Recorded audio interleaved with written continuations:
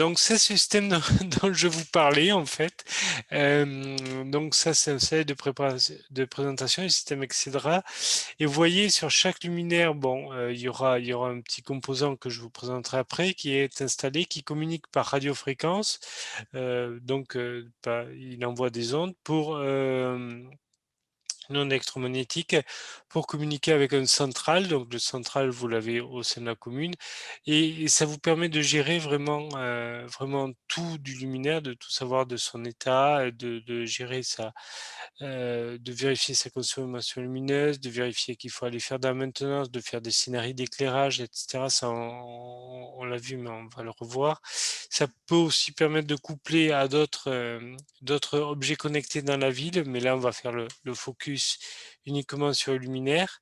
Donc ça, c'est l'interface utilisateur que je vous présentais, en parole, mais pas en image. Là, vous avez l'image de l'interface utilisateur avec le tableau de bord qui permet de tout connaître en temps réel, la consommation, d'avoir la consommation passée, de voir s'il y a des dérives dans la consommation, aussi de planifier sa maintenance, éventuellement de faire des scénarios d'éclairage, si on a envie de faire des scénarios d'éclairage en cas d'événement festif, par exemple.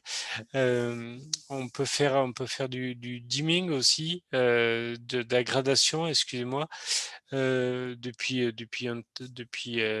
son siège à la mairie, on va dire. Hem, voilà et le dernier slide que je vais vous présenter, c'était architecture matérielle, comment ça se présente. Sur le luminaire, vous voyez à gauche, en haut à gauche, vous avez un petit chapeau, en fait, c'est le connecteur qui permet, qui se branche directement sur le luminaire et qui communique, qui émet des ondes radio qui communiquent directement avec le central. Donc dans ce connecteur, beh, on peut gérer l'allumage-extinction via une horloge astronomique ou la luminosité ambiante, il y a un capteur aussi. On a des informations qui sont remontées sur la consommation électrique, l'état du luminaire, avec des codes d'erreur, en fonction des défauts, qu'il y a sur le luminaire. Ça vous permet de remonter la tension et l'intensité, heu, d'entrée du luminaire, donc ça vous permet de voir d'éventuels défauts, et le facteur de puissance et cetera, donc y compris la température via capteur intégré, vous voyez à l'intérieur du luminaire, ce qui est très intéressant pour nous. Parce qu'on a vu que la température, c'est l'ennemi, enfin des fortes températures à l'intérieur du luminaire, c'est l'ennemi des LED, de la performance des LED. Donc voilà, ça communique par DALI. C'est un système assez complet. Le système, Muse, je ne sais pas comment on dit, de Citellum, donc Citellum que vous devez connaître, qui est une filiale d'EDF qui travaille sur l'éclairage. Et avant, ils n'étaient pas filiales, maintenant ils sont revenus filiales. C'est un système de contrôle centralisé. Alors là, c'est l'ensemble du parc des objets connectés de la ville, bornes de recharge, de véhicules électriques, éclairage public, vidéoprotection, etc. Vous voyez, avec tous ces panneaux, ce système est très intéressant et très complet.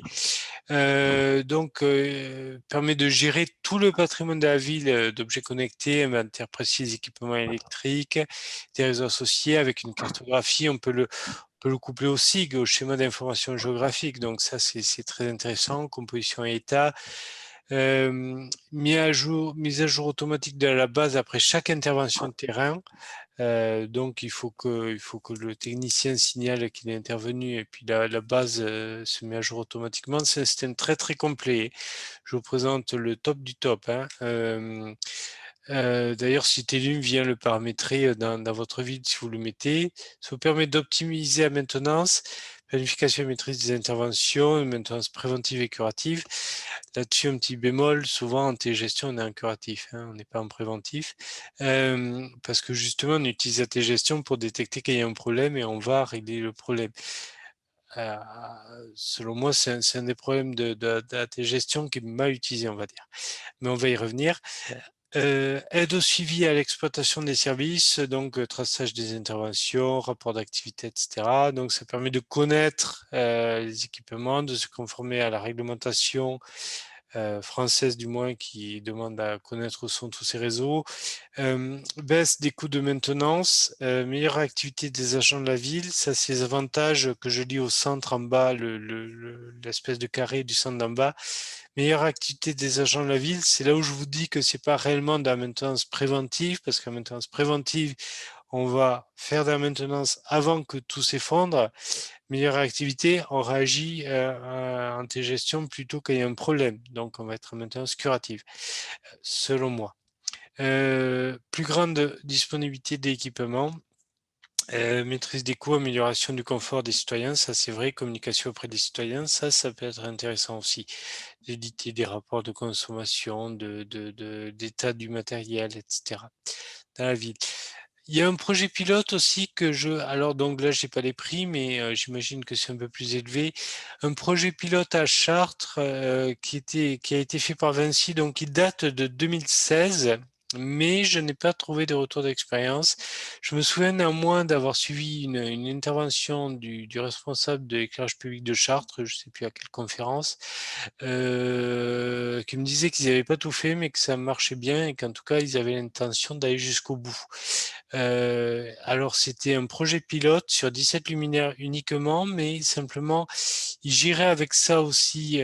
Bon, d'abord, l'éclairage, ils ont commencé par ça, mais ils comptaient l'étendre aux conteneurs de déchets avec des capteurs qui permettent de vérifier s'ils sont pleins ou pas et d'envoyer les camions bennes quand ils sont pleins et pas quand ils sont pas pleins. Des places de stationnement aussi, ça permet de détecter les places de stationnement. Alors là-dessus, s'il vous plaît, un petit warning. J'ai vu une ville africaine dont je dirais le nom, qui s'est fait vendre un système qui détectait des places de stationnement dans une rue où il n'y avait pas de place de stationnement. Donc attention à ça, attention à ce qu'on vous vend, que ça soit vraiment utile. Voilà, avec une station de météo, une borne de recharge de véhicules électriques, etc., etc., et qui communique aussi avec les compteurs d'eau. Donc tout ça pour vous dire que pour moi, l'éclairage public, ça doit être l'infrastructure de la smart city, de la vie intelligente de demain. Vie intelligente, c'est pas uniquement la ville bling bling, Paris, Lyon, voilà, non, pas uniquement c'est la vie intelligente, ça peut être intéressant aussi pour des villes avec peu de moyens, pour optimiser à optimiser tout et pas seulement l'éclairage public. Et pourquoi, par contre, ça doit passer par l'éclairage public? Parce que l'éclairage public, ça maille la ville, il y en a partout dans la ville. Il y a un réseau électrique qui arrive sur chaque poteau. Il y a un support, donc on peut mettre des capteurs, de la vidéosurveillance ou ce qu'on veut à hauteur. Donc pour moi, c'est vraiment un relais très intéressant. C'est que il y a des bénéfices et inconvénients.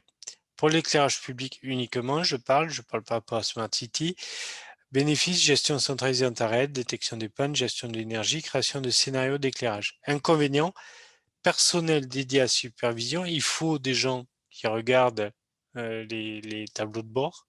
D'accord, il faut y penser. Parce que souvent on se dit que tout va se faire tout seul, mais non. Et j'ai des expériences de ville où ils étaient étonnés que tout ne soit pas automatisé. Ben non.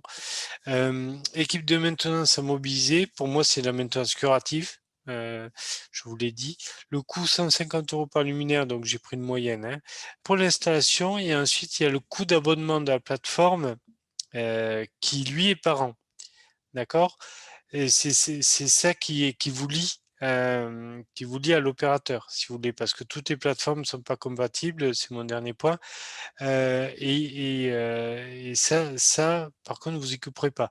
150 € par luminaire, c'est pour installer à l'initial le capteur avec tout ce qui va bien pour installer le système. Ensuite, annuellement, vous avez le coût d'abonnement. De mémoire, c'est aux alentours je ne veux pas dire de bêtises, je vais me faire taper dessus, c'est entre 30 et 60 € peut-être.